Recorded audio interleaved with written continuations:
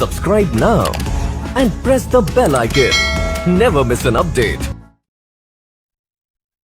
Hello everyone and welcome to the class. So today we are going to discuss about the speed test 27 number जो कि state का है, यानी जिसमें आपका यूपी ट्रिपल एससी पेट, UP constable, UPSI, UP लेखपाल, UP video यानी कि village development officer and other state level of exams का यहाँ से एसटी से आप क्वेश्चंस की प्रैक्टिस कर सकते हो। तो स्पीड टेस्ट 27 में आपकी वैसे अगर देखा जाए स्टेट लेवल में सिर्फ 10 क्वेश्चंस आते हैं इंग्लिश के, ठीक है। तो द क्वेश्चंस जो होते हैं वो होते हैं 10, लेकिन इसमें आपका पूरा पूरा इंक्लूडेड रहता है ऑलमोस्ट इन 10 क्वेश्चंस में आपका एरर भी आ जाता है, आपका वन वर्ड सब्स्टिट्यूशन भी एक आ जाता है, आपका इडियम फ्रेजेस भी आ जाते हैं, फिल इन द ब्लैंक्स आ जाता है, ठीक है, रीअरेंजमेंट आ जाता है, तो कुछ भी आ सकता है बट बहुत ही बेसिक लेवल पे।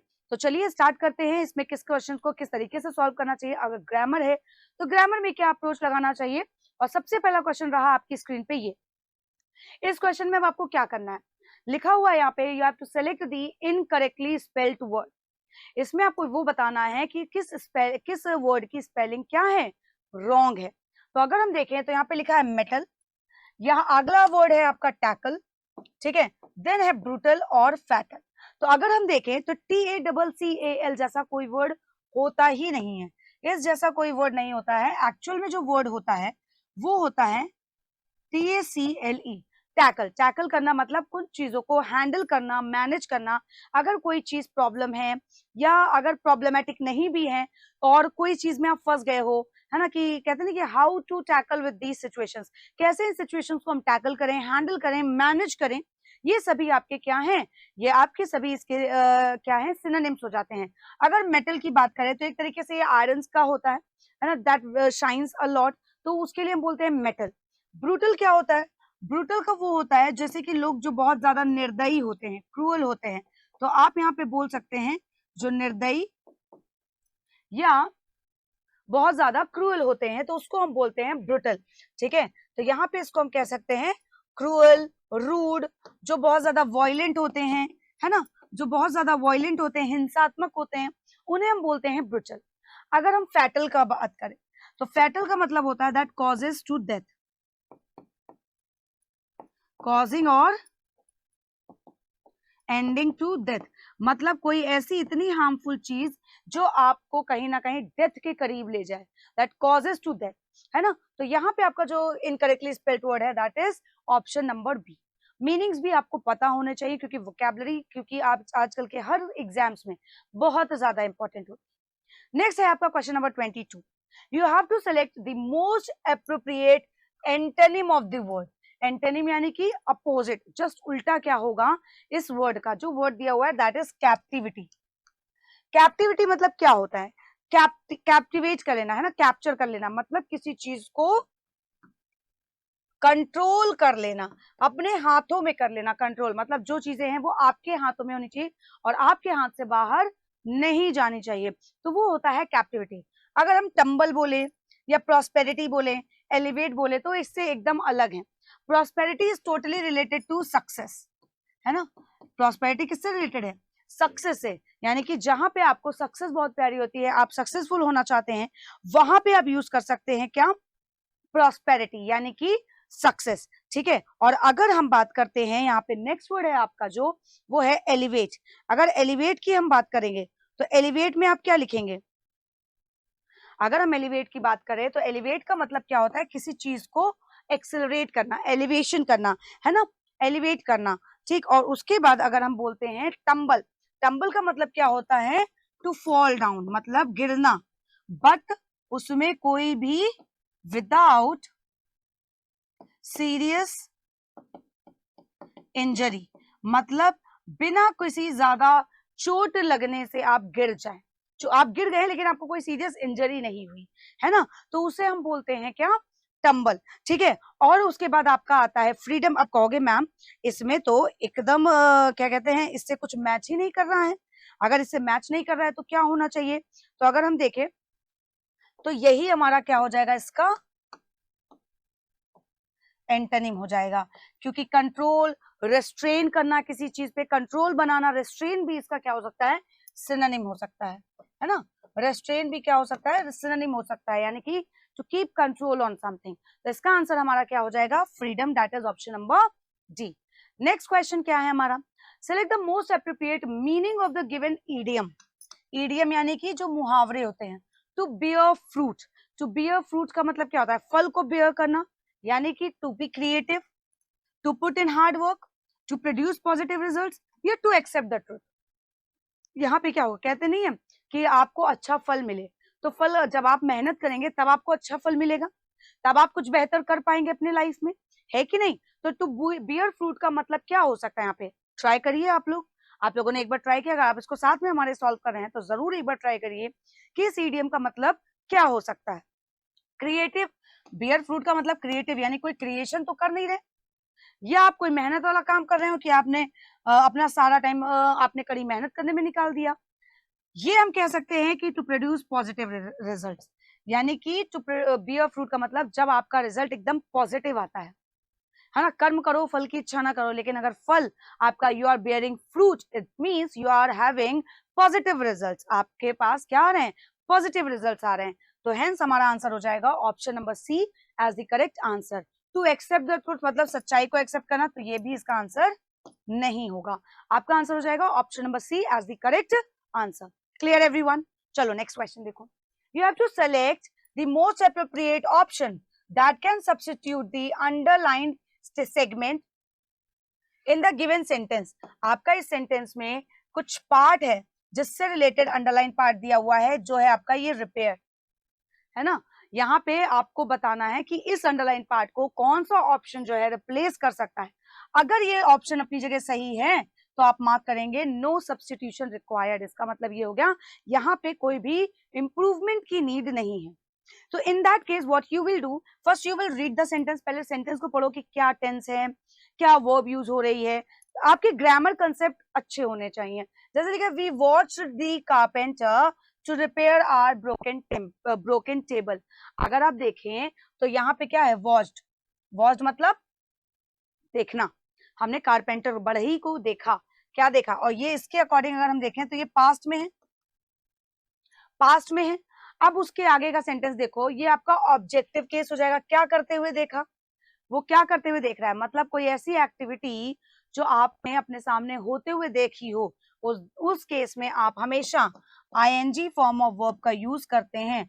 बहुत सारे ऐसे वर्ब्स होते हैं जिनके साथ हम, ये जो हमारा बेयर इन्फिनेटिव होता है ना, जो बेयर, या हम इसको बेस इन्फिनेटिव भी बोल सकते हैं, जो हमारा बेस इन्फिनेटिव होता है, बेस इन्फिनेटिव यानी कि आपका जो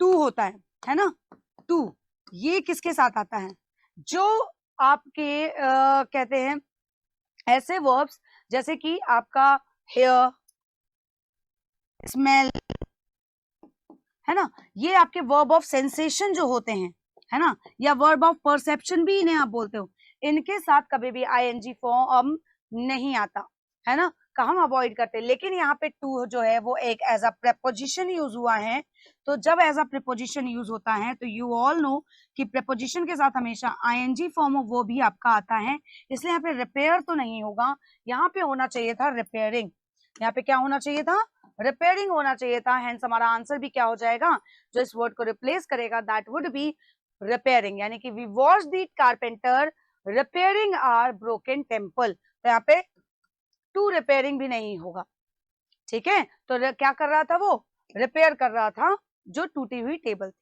क्लियर, यहाँ से टू आपका हट जाएगा, टू की यहाँ पे कोई भी नीड नहीं है। Is that clear.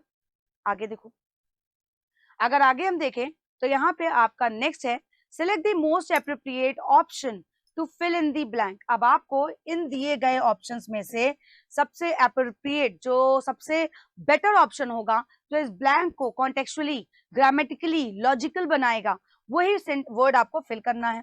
देखते हैं क्या लिखा है, लिखा है we have decided to go on a long with our friends. तो हमने ये डिसाइड किया है कि हम बहुत लंबे कहाँ जाएंगे, बहुत लंबे कहाँ जाएंगे, अपने दोस्तों के साथ, विजिट पे, ट्रैवल पे, ड्राइव पे, या पैसेज पे। तो अगर विजिट की हम बात करते हैं, जब कभी भी अगर विजिट की बात हो रही है तो विजिट का मतलब you are going to see a place, see a place और पर्सन, है ना, कोई जगह या किसी पर्सन को आप देखने जा रहे हो। ट्रैवल मतलब आप फ्रीली कहीं पे घूम रहे हो। ड्राइव मतलब कि आप कहीं पे आपने डिसाइड किया है कि एक लॉन्ग ड्राइव पे हम जाएंगे, बस ऐसे ही घूमने के लिए, है ना। पैसेज इज द वे, वो रास्ते को बोलते हैं कि हम पैसेज में रास्ते में जाएंगे। तो यहाँ पे जो आपका अप्रोप्रिएट आंसर होगा that would be option number C, that is drive. कहाँ पे जाएंगे, तो लॉन्ग ड्राइव, वैसे भी आप लोग जानते ही हो, तो लॉन्ग ड्राइव यहाँ पे करेक्टली मार्क कर सकते हो। ठीक है, तो आपका आंसर हो गया option number C as the correct answer. Moving further with the next question. Question number 26 किस पे है, ये भी फिल इन दी ब्लैंक्स का है, तो चलिए इसको पढ़ लेते हैं। क्या लिखा हुआ है, फ्रेंडशिप इंक्रीजेस, दोस्ती बढ़ती है, बढ़ाती है क्या, हैप्पीनेस एंड माइजरी। माइजरी मतलब होता है माइजर, यानी कि कंजूस, जैसे हम क्या बोलते हैं, कंजूस। ठीक है, तो डेलीगेट्स, डिस्टिंग्विशेस, डिमिनिशेस या डिटरमाइंस। तो डेलीगेट्स जैसे जो डेलीगेट अथॉरिटीज नहीं होती हैं उनके लिए यूज करते हैं। डिस्टिंग्विश बिटवीन, जैसे इसके बीच में आप लोग पता लगाइए कि जैसे ये क्या है ये क्या है, तो डिस्टिंग्विश करना, अलग अलग बताना किसी चीज को, है ना। और अगर डिमिनिशेस की बात करें तो डिमिनिशेस मतलब क्या होता है, किसी चीज को रिड्यूस करना, डिक्लाइन करना, कमी लाना किसी चीज में। और डेटामाइन, डेटामाइन का मतलब क्या होता है, किसी चीज को परखना, बताना। ठीक है, तो इसके अकॉर्डिंग अगर आप देखें तो क्या आपका आंसर आएगा यहाँ पे, आप देखेंगे कि फ्रेंडशिप क्या बढ़ाती है, फ्रेंडशिप बढ़ाती है खुशियां और कंजूसी को कम करती है। तो यहाँ पे आपका वर्ड क्या आ जाएगा, डिमिनिशेस। यहाँ पे क्या आ जाएगा, डिमिनिशेस। तो हमारा आंसर हो जाएगा option number C as the correct answer. Next देखो, you have to select the most appropriate synonym of this word. इसका आपको क्या बताना है, सिनोनिम बताना है। तो चलिए इसको एक बार ट्राई करिए कि इसका सिनोनिम क्या होगा, इसका सिनोनिम क्या होगा एवरीबॉडी, इसका सिनोनिम हम क्या कह सकते हैं। अगर हम कहें डेलिब्रेट, डेलिब्रेट का मतलब होता है कोई चीज जो किसी पर्पस से की गई हो, डन ऑन पर्पस, यानी कि कोई चीज जो पहले से जिसके बारे में आपने प्लानिंग कर रखी है, आपके लिए वो चीज सोची समझी है ना, तो वो होता है डेलिब्रेट, यानी कि प्लान्ड। तो इसका क्या हो जाएगा, करेक्ट आंसर हो जाएगा। लेकिन अगर हम बाकी ऑप्शंस की तरफ जाएं तो accidental means that happens by chance, है ना, ये क्या होता है, हैपेंस बाय चांस। इसका मतलब हो गया कि बाय चांस जो चीज हो that is accidental. Disasters that is very devastated, है ना, बहुत ज्यादा हानिकारक। ठीक, अनप्लान मतलब दैट इज अनऑर्गेनाइज्ड, जिसको आप ऑर्गेनाइज नहीं कर सकते, है ना। तो ये हो गया आपका आंसर। तो अगर ये कोई चीज डन ऑन पर्पस की गई है, it means you have plan for that, है ना, आपने इसको क्या किया है, बहुत अच्छे से प्लान किया हुआ है।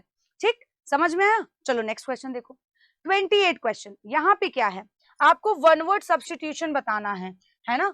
वन वर्ड सब्स्टिट्यूशन बताना है किसके लिए, जो आपके लिए ये सेंटेंस दिया हुआ है, that is if you are giving orders in a manner that permits no refusal.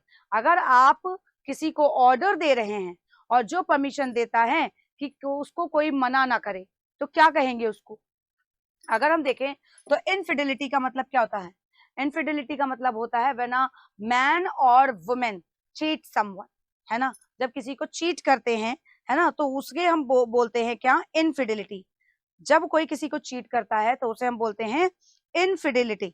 ठीक है, तो उसके अकॉर्डिंग आप यहाँ पे देख सकते हो, इनफिडेलिटी मतलब एक ऐसा फेथफुल ना होना, being faithful to your wife और हस्बैंड जो आपको चीट कर रहा हो, है ना, बीइंग फेथफुल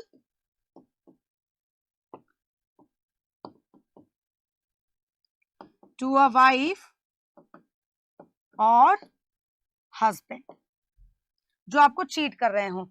डिक्टेटोरियल अगर इसका देखें तो ये इसी को बोलते हैं, यानी कि जो ऑर्डर्स देते हैं, जो ये परमिशन देता है जो कि वो उसको मना ना कर सकते, है ना। अगर हम देखें यहाँ पे नेक्स्ट वर्ड हमारा क्या है, नेक्स्ट वर्ड हमारा है यहाँ पे बेनिडिक्ट्री, है ना, बेनिडिक्शन जिसे हम बोलते हैं ना, बेनिडिक्शन, उससे आप इसको रिलेट कर सकते हैं एक तरीके से। This the utterance of blessing, है ना, इसको हम बोल सकते हैं अटरेंस ऑफ ब्लेसिंग। यहाँ पे भी ये धोखे से ही रिलेट होता है फॉर अ मैन और वुमेन। एडल्ट्रस मतलब जो एडल्ट एज से होते हैं तो उनके लिए हम बोलते हैं। तो यहाँ पे आपका करेक्ट आंसर हो जाएगा डिक्टेटोरियल, यानी कि if you are giving orders in a manner that permits no refusal. Clear? चलो नेक्स्ट देखो।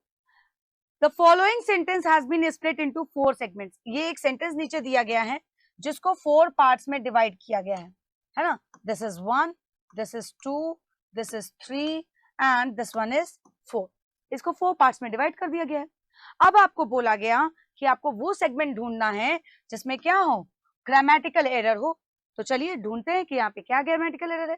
देखा, he is the more intelligent and hard working student of our class. यहाँ पे क्या लिखा हुआ है, मोर इंटेलिजेंट, जबकि यहाँ पे क्या बोला गया है, ऑफ आर क्लास। हम मोर कब लगाते हैं? पहली बात तो ये देखो, इंटेलिजेंट कितने सिलेबल्स का वर्ड है? आप लोग जानते हैं कि हम कंपैरेटिव डिग्री या सुपरलेटिव डिग्री कैसे लगाते हैं, IER या IEST या मोर या मोस्ट हम कैसे यूज करते हैं? जब आप मोर या मोस्ट यूज करते हैं तो if there are more than 3 syllables, यानी कि जिसमें 3 सिलेबल्स, यानी कि जो साउंड है वर्ड की वो 3 से ज्यादा बार आपको सुनाई दे रही है, जैसे इंटेलिजेंट, तो इन के बाद टेली, फिर जी, फिर एंट, है ना। तो यहाँ पे आपके 4 सिलेबल्स आ रहे हैं, तो इसमें आपको क्या लगाना है, मोर या फिर मोस्ट। आप मोर कब लगाते हो? मोर आप लगाते हो कंपैरेटिव डिग्री में, यानी जब 2 लोगों का कंपैरिजन हो रहा हो। और यहाँ पे कंपैरिजन किससे हो रहा है उसका, कि वो इंटेलिजेंट ज्यादा है और हार्ड वर्किंग स्टूडेंट है। कहाँ का? हमारी क्लास का, हमारी क्लास का। तो हमारी एरर यहाँ पे क्या है, अब क्लास का है, तो यानी कि we need to use over here that he is the most intelligent, है ना। क्या है वो मोस्ट इंटेलिजेंट पर्सन है या मोस्ट इंटेलिजेंट स्टूडेंट है। तो यहाँ पे हमें करना चाहिए था मोस्ट इंटेलिजेंट। तो हमारा आंसर हो जाएगा ऑप्शन नंबर ए, जिस पार्ट में एरर थी। ठीक है, तो जिस पार्ट में एरर थी that was the more intelligent, क्योंकि ये यहाँ पे रॉन्ग था। ठीक है, यानी इस पार्ट में एरर थी तो हमने मार्क कर दिया कि ए पार्ट में एरर है। उन पार्ट्स को अलग अलग तरीके से लिख भी दिया गया है इसलिए। ठीक है, चलो अब हम पहुंचते हैं अपने लास्ट क्वेश्चन में, दैट इज क्वेश्चन नंबर 30, क्योंकि इसमें 10 ही क्वेश्चंस आते हैं। You have to select the option that can be used as one word substitution. अब वन वर्ड सब्स्टिट्यूशन आपको इसका बताना है कि यहाँ पे क्या होगा इसका आंसर। स्टडी ऑफ डिजीजेस, जो डिसीजेस की स्टडी करते हैं उन्हें हम क्या बोलते हैं? जल्दी से बताइए क्या बोलते हैं, कौन बताएगा? आई होप आप लोग यहाँ पे इसको अच्छे से पढ़ रहे होंगे, क्योंकि वन वर्ड सब्स्टिट्यूशन तो जरूर पूछा जाता है। ठीक है, इसलिए उसके लिए आपको इसको पढ़ना पड़ेगा। अब डिसीजेस यानी बीमारी, अगर हम टेलीपैथी की बात करें तो टेलीपैथी क्या होता है? जो टेलीफोनिक जो हम बात करते हैं, है ना, when you contact a person without writing, है ना, बिना कुछ लिखे जब आप किसी से कांटेक्ट करते हो, टॉक करते हो, बात करते हो, तो वो होता है आपका टेलीपैथी। पैथोलॉजी क्या होता है? पैथोलॉजी वही होता है जहां पे डिसीजेस की स्टडी करी जाती है, उसे हम बोलते हैं लॉजी, क्योंकि लॉजी क्या होता है, स्टडी होता है, और पैथो मतलब जो डिसीजेस से रिलेटेड है। अगर हम एंटीपैथी बटे तो यहाँ एंटीपैथी का मतलब होता है स्ट्रॉन्ग। यहाँ पे अगर हम एंटीपैथी की बात करें तो एंटीपैथी क्या होता है? It is a strong feeling of not liking someone. ये क्या होता है? Strong feeling of not liking, किसी को आप बिल्कुल पसंद नहीं करते हैं, आप उनसे नफरत करते हैं, तो उसको हम बोलते हैं एंटीपैथी। अगर एम्पैथी बोलते हैं तो इसका मतलब सिंपैथी से भी रिलेटेड हो सकता है, but if you are concern for someone, आप किसी के लिए बहुत ज्यादा कंसर्न्ड हैं, तो आप यूज कर सकते हैं एम्पैथी। वैसे अगर इसका आंसर देखा जाए तो क्या हो जाएगा? Pathology, that is the study of diseases. समझ में आई ये बात?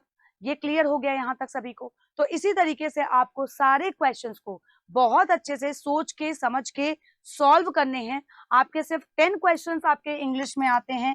स्टेट लेवल के एग्जाम्स में सिर्फ 10 क्वेश्चंस को आपको अच्छे से पढ़ना है, और आपके ये 10 मार्क्स तो एकदम पक्के होते हैं। आपको ये मार्क्स छोड़ करके कहीं नहीं जाएंगे।